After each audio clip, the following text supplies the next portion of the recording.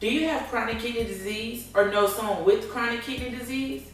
Chronic kidney disease is the ninth leading cause of death in the United States. According to the Kidney Foundation, the overall prevalence of kidney disease in the general population is approximately 14%. Your kidneys are two bean-shaped organs in your lower back. They regulate what's in the blood. Kidneys remove waste, make sure electrolytes are steady, regulate water levels, produce hormones, control blood pressure, and keep bones strong. After being diagnosed with chronic kidney disease, there are three important people that you must see, which is the social worker, the nurse, and the dietitian. Now let's take a look and see what the social worker does at the dialysis clinic. I deal with referrals, whether it's dealing with home health referrals, some APS referrals. I also do transplant referrals. I help with transportation and also insurance. After speaking to the social worker, the patient will be assigned a nurse where they will begin dialysis. According to the National Institute of Diabetes and Kidney Disease, 468,000 individuals are on dialysis.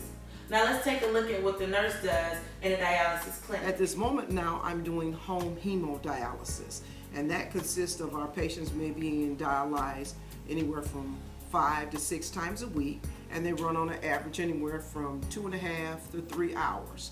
So the patient and family are trained to be able to perform this procedure. We take them through the whole concept of understanding about their labs, about their diet, about cannulation, where and not to do it, and they have the freedom of doing it in the morning, in the afternoon, or any time they like.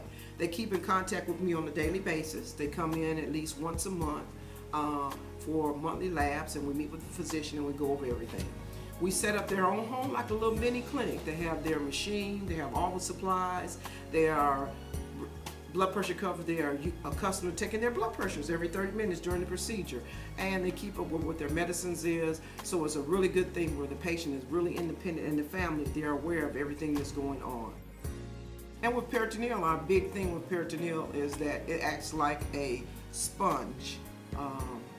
Where when you put the fluid in with the sugar content, it absorbs and it pulls everything to the abdomen, and then you drain it out. So you lose fluid and waste material, and it's a continuous process. That's what peritoneal. And you have the honors to do it in the morning or at night. A lot of patients prefer to do it at night when they're sleeping, but when you have the CAPD or the ambulatory type of peritoneal, you can walk and go wherever you like. Once a patient has been diagnosed with kidney failure and on dialysis, they will be assigned a dietitian so they can know what they can and cannot eat. Let's take a look at what the dietitian recommend and don't recommend a patient to eat. The serving size of a plant protein would be a half of a cup cooked. So we want you to moderately consume that type of protein as well. Animal protein contains protein and phosphorus. Plant protein contains phosphorus, protein, potassium, and sodium. So we're not asking that you take one or the other out of your diet, but we want you to moderately consume it. Adapting to dialysis and having a restricted diet can be very hard for some patients. Let's take a look at what some patients on dialysis have to say. For me, hemodialysis has been quite a struggle because after seeing my grandmother struggle with her dialysis and seeing what she went through, and then finding out that I had to go through it, it took a bit of a toll. But it gets easier, so I just want to encourage others that's on dialysis.